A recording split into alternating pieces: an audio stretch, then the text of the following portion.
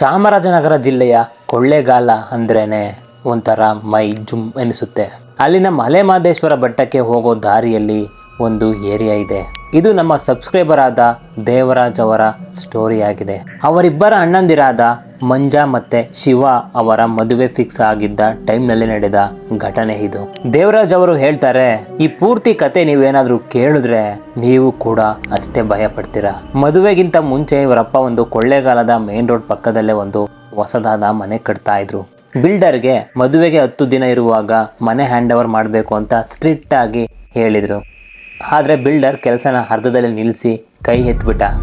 ಅವರ ಮದುವೆಗೆ ಇನ್ನೇನು 20 ದಿನ ಇರುವಾಗ ಗೆಸ್ಟ್ ಬಂದರೆ ಎಲ್ಲಿರ್ತಾರೆ ಅಂತ ಟೆನ್ಷನ್ ಆದಾಗ ಕೊಳ್ಳೇಗಾಲದ ಬಸ್ ಸ್ಟ್ಯಾಂಡ್ ಹತ್ರ ಇರೋ ಒಂದು ಹಳೆ ಬಾಡಿಗೆ ಮನೆನ ತಗೋತಾರೆ. ಆ ಮನೆಯಲ್ಲಿ 2 ರೂಮ್ ಮತ್ತು ಒಂದು ಹಾಲ್ ಇತ್ತು. ಶಿವ ಮತ್ತು ಮಂಜಾ ಅಲ್ಲಿಗೆ ಶಿಫ್ಟ್ ಆಗೋದಕ್ಕೆ ರೆಡಿ ಆದರು. ಮಂಜಾ ದೊಡ್ಡವನು. ಅವನ ಮದುವೆ ಸಾಮಾನುಗಳನ್ನೆಲ್ಲ ಹೊಸ ಮನೆಯಲ್ಲಿ ಇಟ್ಟಿದ್ರು. ಶಿವ ಇನ್ನು ಊರಿನಿಂದ ಬರಬೇಕಾಗಿತ್ತು. ಸಾಮಾನು ಕಳವು ಆಗಬಾರ್ದು ಅಂತ ಮಂಜಾ ಆ ಹೊಸ ಬಾಡಿಗೆ ಮನೆಯಲ್ಲಿ ಒಬ್ಬನೇ ಮಲ್ಗೋಕೆ ಡಿಸೈಡ್ ಮಾಡಿದ. ಮನೆಯವರೆಲ್ಲ, ಮಗ ಯಾಕೆ ಒಬ್ಬನೇ ಮಲ್ಕೋತೀಯ, ಸಾಮಾನು ಲಾಕ್ ಮಾಡಿಕೊಂಡು ಬಾ ಅಂದರು. ಆದರೆ ಮಂಜಾ ಕೇಳಲಿಲ್ಲ. ಇಲ್ಲಪ್ಪ, ಹೊಸ ಸಾಮಾನುಗಳು ತುಂಬ ಕಾಸ್ಟ್ಲಿ ಐಟಮ್ಗಳಿದ್ದಾವೆ, ಯಾರಾದರೂ ಎತ್ಕೊಂಡು ಹೋದರೆ ಕಷ್ಟ, ನಾನು ಇಲ್ಲೇ ಮಲ್ಕೋತೀನಿ ಅಂತ ಹೇಳಿದ. ಆಗ ಸರಿ ಅಂತ ಮನೆಯವರು ಕೂಡ ಒಪ್ಕೊಂಡ್ರು. ಆದರೆ ಸ್ನೇಹಿತರೆ, ಮನೆಯವರು ಆ ದೊಡ್ಡದಾದ ತಪ್ಪನ್ನು ಮಾಡಬಾರ್ದಾಗಿತ್ತು ನೋಡಿ. ಮೊದಲನೆಯ ದಿನ ಮಂಜಾ ಫುಲ್ ಟಯರ್ಡ್ ಆಗೋಗಿದ್ದ, ಮನೆಯಲ್ಲಿ ಮಲಗಿದ್ದ. ಆದರೆ 2ನೆಯ ದಿನ ನೈಟ್ ಆ ಬಾಡಿಗೆ ಮನೆಯಲ್ಲಿ ಮಲಗೋದಕ್ಕೆ ಹೋದ. ಅವನು ಮಲಗೋ ಬೆಡ್ ಎದುರುಗಡೆ ಒಂದು ಹಳೆ ಕಾಲದ ಒಂದು ಆಂಟಿಕ್ ವಾಲ್ ಕ್ಲಾಕ್ ಇತ್ತು. ಅದು ಅವನಿಗೆ ಅವನ ಫ್ರೆಂಡ್ ಮೈಸೂರಿನಿಂದ ಗಿಫ್ಟ್ ಕೊಟ್ಟಿದ್ದ ಗಡಿಯಾರ. ಮಂಜಾ ಊಟ ಮಾಡಿ ಫುಲ್ ಡೀಪ್ ಸ್ಲೀಪಲ್ಲಿ ಮಲಗಿದ್ದ. ರಾತ್ರಿ 12 ಗಂಟೆ ಆಗುತ್ತಿದ್ದ ಹಾಗೆ ಆ ಗಡಿಯಾರ ವಿಚಿತ್ರವಾಗಿ ಸದ್ದು ಮಾಡೋದಕ್ಕೆ ಶುರು ಮಾಡಿತು. ಮಂಜಾ ಬೆಡ್ಶೀಟ್ ಉದ್ಕೊಂಡು ಮಲಗಿದ್ದ. ಸ್ವಲ್ಪ ಹೊತ್ತು ಅದೆಲ್ಲ ಸೌಂಡ್ ನಿಂತಿತ್ತು. ಆದರೆ ಬೆಳಗ್ಗೆ 5:15ಕ್ಕೆ ಮತ್ತೆ ಆ ಗಡಿಯಾರ ಸದ್ದು ಮಾಡೋಕೆ ಶುರು ಮಾಡಿತು. ಮಂಜನಿಗೆ ಫುಲ್ ಕಿರಿಕಿರಿ ಆಗ್ತಾ ಇತ್ತು. ಆಗ ಮಂಜು ಎದ್ದು ಆ ಗಡಿಯಾರವನ್ನು ಕೆಳಗಿಳಿಸಿ ಅದರ ಬ್ಯಾಟ್ರಿಯನ್ನು ಕಿತ್ತಾಕಿ ಮತ್ತೆ ಗೋಡೆಗೆ ಹಾಕಿದ. ಆದರೆ ಸ್ನೇಹಿತರೆ, ಬ್ಯಾಟರಿ ಇಲ್ಲದಿದ್ದರೂ 1.5 ನಿಮಿಷ ಆದ ಮೇಲೆ ಆ ಗಡಿಯಾರ ಮತ್ತೆ ಸದ್ದು ಮಾಡೋಕೆ ಶುರು ಮಾಡಿತು. ಆಗ ಮಂಜನಿಗೆ ಬೆವರು ಇಳಿಯೋಕೆ ಶುರುವಾಯಿತು. ಬ್ಯಾಟರಿ ಇಲ್ಲದ ಗಡಿಯಾರ ಓಡೋದಕ್ಕೆ ಹೇಗೆ ಸಾಧ್ಯ? ಸುಮ್ಮನೆ ಮಲಗೋದಕ್ಕೂ ಟ್ರೈ ಮಾಡಿದ್ರು ಪ್ರತಿ 5 ನಿಮಿಷಕ್ಕೆ ಅದು ಸದ್ದು ಮಾಡ್ತಾ ಇತ್ತು. ಮಂಜಾ ಎದ್ದು ಕೂತು ಗಡಿಯಾರ ನೋಡ್ತಾ ಇರುವಾಗ ಸಡನ್ ಆಗಿ ಯಾರೋ ಬಾಗಿಲು ಬಡಿಯೋಕೆ ಶುರು ಮಾಡಿದ್ರು. ಬಾಗಿಲು ಲಾಕ್ ಆಗಿದ್ರು.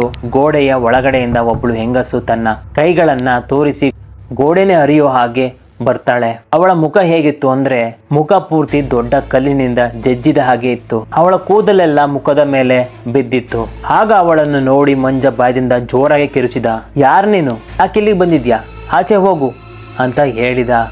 ಆದರೆ ಆ ಹೆಂಗಸು ಭಯಾನಕವಾಗಿ ನಗೋಕೆ ಶುರು ಮಾಡಿದ್ಲು. ಇದು ರಾತ್ರಿ 12 ಗಂಟೆಯಿಂದ ಬೆಳಗ್ಗೆ 4:30ವರೆಗೂ ನಡೀತಾನೆ ಇತ್ತು. ಮಂಜಾ ಇಡೀ ರಾತ್ರಿ ನಿದ್ದೆ ಮಾಡದೆ ಬೆಡ್ ಮೇಲೆ ಕುಳಿತಿದ್ದ. 4:30ಕ್ಕೆ ಸಡನ್ ಆಗಿ ಅವಳು ಮಾಯವಾಗೋದ್ಲು. ಇದು ಸತತವಾಗಿ 3 ದಿನದಿಂದ ನಡೀತಾ ಇತ್ತು. ಆದರೆ ಮಂಜಾ ಯಾರ ಹತ್ರನೂ ಹೇಳಿರಲಿಲ್ಲ.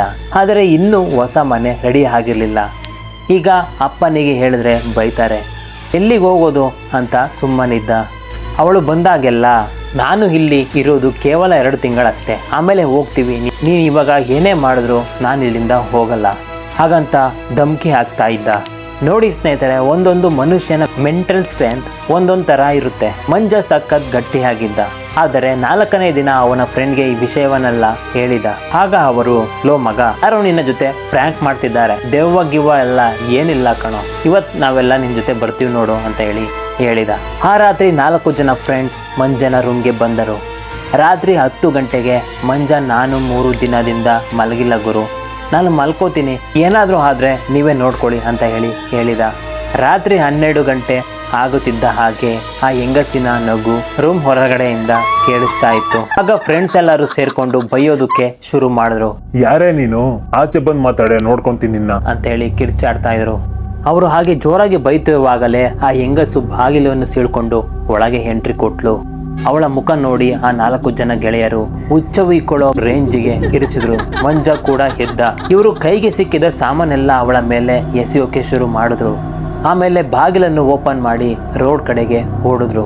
ಹಾಗೆ ಅವರು ಓಡುತ್ತಿರುವಾಗ ರೋಡ್ ಪಕ್ಕದಲ್ಲೇ ಒಂದು ಶಿವನ ದೇವಸ್ಥಾನ ಇತ್ತು. ಅಲ್ಲಿ ಓಡಿ ಹೋದಾಗ ಒಬ್ಬ ಫ್ರೆಂಡ್ ಕತ್ತಲಲ್ಲಿ ಬಿದ್ದು ಕೈ ಮುರ್ಕೊಂಡ.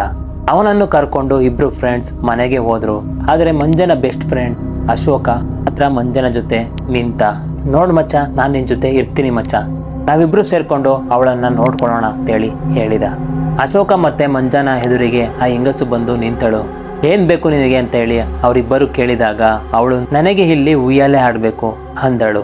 ಅಷ್ಟೇ ಗುರು, ಅವಳು ಒಂದು ಹಳೆಯದಾದ ಹಗ್ಗವನ್ನು ತಗೊಂಡು ಸೀದಾ ಫ್ಯಾನಿಗೆ ನೇಣು ಹಾಕೊಂಡು ಉಯ್ಯಾಲೆ ಆಡೋದಕ್ಕೆ ಶುರು ಮಾಡಿದಳು. ಅವಳು ನಗುತ್ತಾ ಉಯ್ಯಾಲೆ ಆಡುತ್ತಿದ್ದ ನೋಡಿದ ಇವರಿಬ್ಬರು ಫುಲ್ ಬೆವ್ತೋದ್ರು. ಬೆಳಗ್ಗೆ 4:30ವರೆಗೂ ಅವಳು ಅದೇ ತರ ಅವರಿಬ್ಬರಿಗೆ ಟಾರ್ಚರ್ ಕೊಡ್ತಾ ಇದ್ಲು. ಮರುದಿನ ಮಂಜ ಮತ್ತು ಅಶೋಕ ಒಂದು ಐಡಿಯಾ ಮಾಡಿದ್ರು. ಅವಳಿಗೆ ಹೊಡಿಬೇಕು ಅಂತ ನಿರ್ಧಾರ ಮಾಡಿದ್ರು. ರಾತ್ರಿ 12 ಗಂಟೆಗೆ ಅವಳು ಬಂದಾಗ ಐರನ್ ರಾಡ್ ತಗೊಂಡು ಅವಳನ್ನು ಹೊಡೆಯೋಕೆ ಶುರು ಮಾಡಿದ್ರು. ಅವಳು ರೂಮಿಂದ ಹಾಲ್ಗೆ ಓಡಿ ಹೋದಳು. ಅಲ್ಲಿ ಕೂಡ ಹೊಡೆದ್ರು. ಆದರೆ ಇವರು ಪ್ರತಿ ಬಾರಿ ಹೊಡೆಯುವಾಗಲೂ ಅವಳು ಜೋರಾಗಿ ನಗ್ತಾ ಇದ್ಲು. ಇವರಿಗೆ ಅವಳು ಇವರ ಜೊತೆ ಆಟ ಆಡ್ತಾ ಇದ್ದಾಳೆ ಅಂತ ಅನಿಸ್ತಾ ಇತ್ತು. 7ನೇ ದಿನ ಮಂಜ ಮತ್ತು ಶಿವ ಒಬ್ಬ ಎಲೆಕ್ಟ್ರಿಷಿಯನ್ ಅನ್ನು ಕರ್ಕೊಂಡು ಬಂದ್ರು. ಶಿವನ ಮದುವೆಗೆ ಸಾಮಾನು ಇಡೋಕೆ ಹಾಗೆ ಲೈಟಿಂಗ್ ಮಾಡಬೇಕಾಗಿತ್ತು. ಆ ಎಲೆಕ್ಟ್ರಿಷಿಯನ್ ಕೆಲಸ ಶುರು ಮಾಡಿ 5 ನಿಮಿಷ ಆಗಿರಲಿಲ್ಲ. ಅವನು ಸರ್ ಇವತ್ತು ಕೆಲಸ ಬೇಡ, ನಾಳೆ ಶುರು ಮಾಡೋಣ ಬನ್ನಿ ಅಂತೇಳಿ ಹೇಳಿದ. ಆಗ ಶಿವ ಯಾಕೆ, ನಾಳೆ ಸಾಮಾನು ಬರುತ್ತೆ, ಇವತ್ತೇ ಮುಗಿಸಿ ಅಂತ ಹೇಳಿದ. ಎಲೆಕ್ಟ್ರಿಷಿಯನ್ನ ಕಣ್ಣು ಬಾಗಿಲ ಮೇಲೆ ಇತ್ತು. ಅವನು ಪಟಾಪಟ್ ಅಂತ ಸಾಮಾನನ್ನು ಪ್ಯಾಕ್ ಮಾಡಿ, ಬೇಡ ಸರ್, ನಾಳೆ ಮಧ್ಯಾಹ್ನ ಬರ್ತೀನಿ, ಇವತ್ತು ನಾನು ಇಲ್ಲಿ ಇರಲ್ಲ ಅಂತೇಳಿ ಹಾಗಂತ ಹೇಳಿದ. ಹಾಗೆ ಶಿವ ಹಾಲ್ ಕಡೆ ನೋಡಿದ್ರೆ ಅದೇ ಹೆಂಗಸು ಕುತ್ತಿಗೆಯನ್ನು ಪೂರ್ತಿ ರೈಟ್ ಸೈಡ್ಗೆ ಬಾಗಿಸಿ ಇವರನ್ನೇ ನೋಡ್ತಾ ಇದ್ಲು. ಆಗ ಇವರಿಬ್ಬರು ಕಿರುಚುತ್ತಾ ಮನೆಯಿಂದ ಹೊರಗೆ ಓಡಿದ್ರು. ಆಗ ಶಿವ ಮಂಜನ ಹತ್ರ ಬಂದು, ಅಣ್ಣ ಅಲ್ಲಿ ದೆವ್ವ ಇದೆ ಅಂತ ಹೇಳಿದ. ಮಂಜ ಭಯಪಟ್ಟು ಏನು ಗೊತ್ತಿಲ್ಲದ ಹಾಗೆ, ಇಲ್ಲ ಕಣೋ, ಏನೂ ಇಲ್ಲ ಅಲ್ಲಿ ಅಂತ ಹೇಳಿದ. ಆಗ ಅಶೋಕ ಪ್ರತಿದಿನ ಮಂಜನ ಜೊತೆನೆ ಮಲ್ಕೊಳ್ತಾ ಇದ್ದ. ಅವತ್ತು ಕೂಡ ಮಲಗಿದ್ದ. ರಾತ್ರಿ 12 ಗಂಟೆಗೆ ಅವಳು ಬಂದಾಗ ಇವರು ಮಲಗಿದ್ದ ಬೆಡ್ಡನ್ನೇ ಅವಳು ಗಾಳಿಯಲ್ಲಿ ಎತ್ಬಿಟ್ಲು. ಇವರು ಮತ್ತೆ ರಾಡ್ ತಗೊಂಡು ಅವಳಿಗೆ ಹೊಡೆಯೋದಕ್ಕೆ ಶುರು ಮಾಡಿದ್ರು. ಮತ್ತೆ ಮಂಜ ಬೆಳಗ್ಗೆ ಆಫೀಸ್ಗೆ ಹೋದ.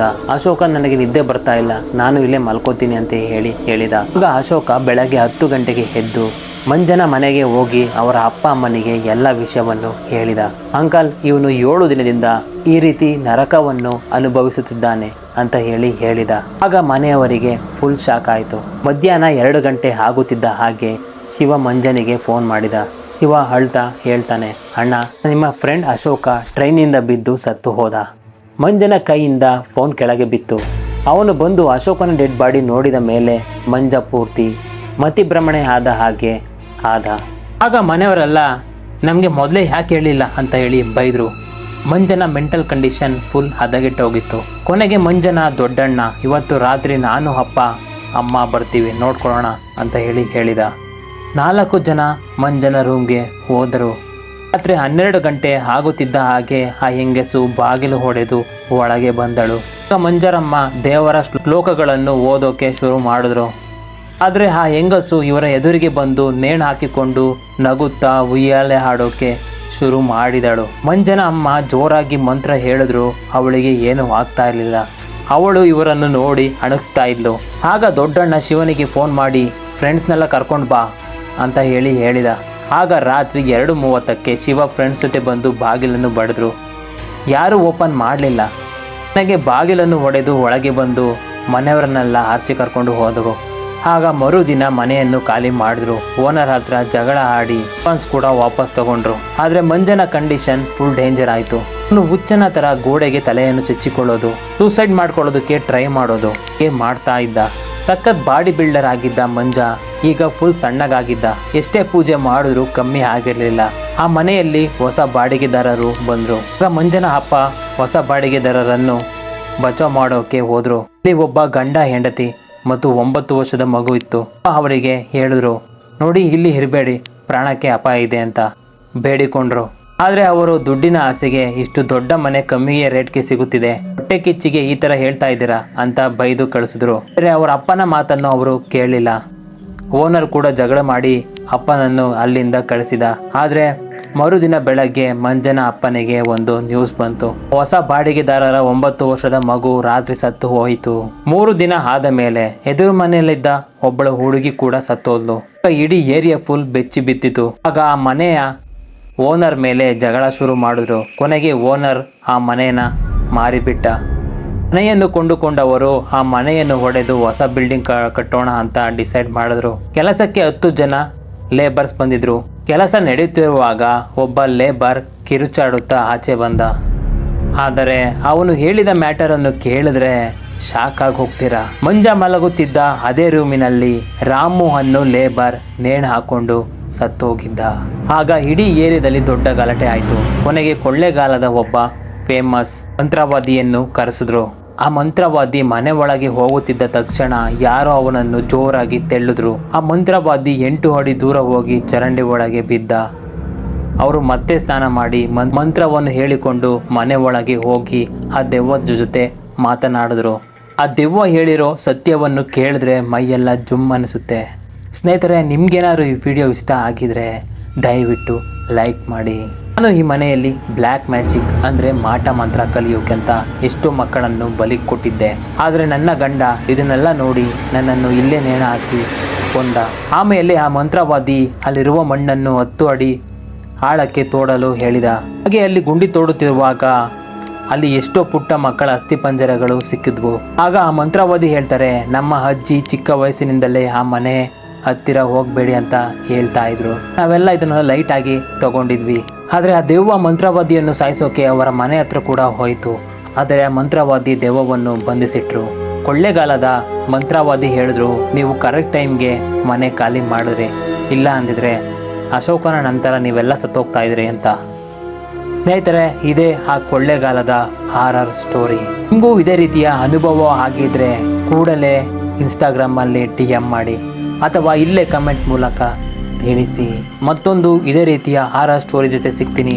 ಲೈಕ್ ಮತ್ತು ಶೇರ್ ಮಾಡೋದನ್ನು ಮರಿಬೇಡಿ. ಸಿಗೋಣ ಮುಂದಿನ ವಿಡಿಯೋದಲ್ಲಿ. ಅಲ್ಲಿವರೆಗೂ ಟೇಕ್ ಕೇರ್, ಬಾಯ್.